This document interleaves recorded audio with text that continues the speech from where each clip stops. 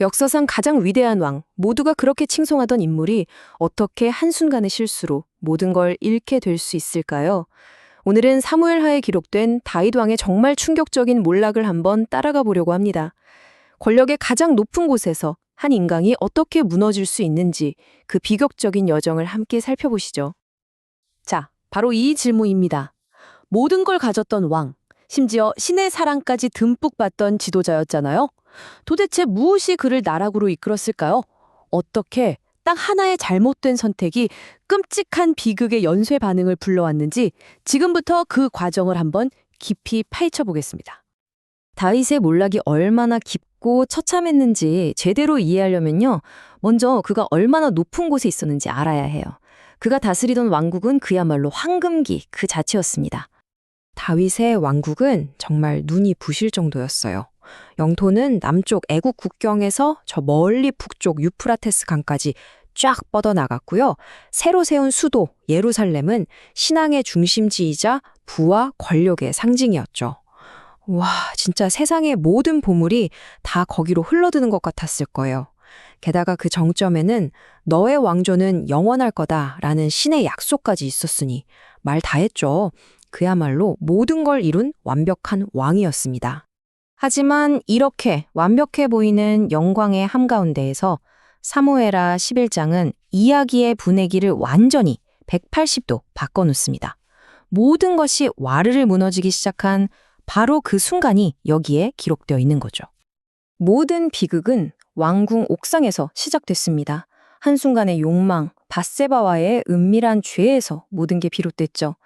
근데 여러분, 죄라는 게 결코 혼자 머무르지 않잖아요? 이 은밀한 죄를 어떻게든 덮으려고 다윗은 자기한테 가장 충성스러웠던 부하, 우리아를 교묘하게 전쟁터 한복판, 가장 위험한 곳으로 내몰아서 죽게 만듭니다. 개인의 욕망이 국가 권력을 이용한 살인이라는 정말 끔찍한 공적 범죄로 변질되는 순간입니다. 여기에 나오는 이 구절이 다윗의 처절한 심정을 그대로 보여주는 것 같아요. 하나님이여, 제 안에 깨끗한 마음을 다시 만들어 주십시오. 시편 51편에 담긴 이 회개의 기도는 분명 진심이었을 겁니다. 자신의 더러워진 영혼을 보면서 절규한 거죠. 하지만 아무리 진심으로 후회하고 눈물을 흘려도 이미 던져진 주사위, 그러니까 그의 행동이 불러올 그 끔찍한 결과까지는 되돌릴 수가 없었습니다. 결국 신의 목소리를 대변하는 나단 선지자가 다윗 앞에 딱 섭니다. 그리고 그의 죄를 정면으로 지적하면서 정말 얼음장처럼 차가운 심판을 선포하죠. 이제부터 칼이 네 집에서 영원히 떠나지 않을 것이다. 이 끔찍한 예언은 저주가 되어서 그의 집안 전체를 덮치기 시작합니다. 자, 그리고 이걸 보시면 다윗의 죄가 어떻게 비극의 도미노를 일으켰는지 아주 명확하게 보입니다. 왕실 안에서 벌어진 근친상간, 그리고 그에 대한 복수살인, 그리고 망명. 죄의 씨앗이 이렇게 끔찍한 열매를 맺기 시작한 거죠. 걷잡을 수가 없게 된 겁니다. 근데 가족 내의 비극은 여기서 끝나지 않습니다. 이제 다윗의 죄가 낳은 가장 끔찍한 괴물, 바로 아들 압살롬의 반역이 시작되거든요.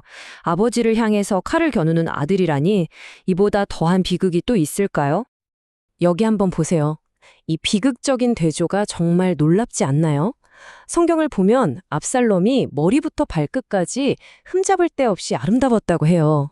그런데 그 완벽한 겉모습 뒤에는 아버지를 몰아내고 왕위를 빼앗으려는 시커먼 야망이 숨어 있었던 거죠. 결국 그는 온 백성이 보는 앞에서 아버지를 공개적으로 모욕하면서 반역의 정점을 찍습니다.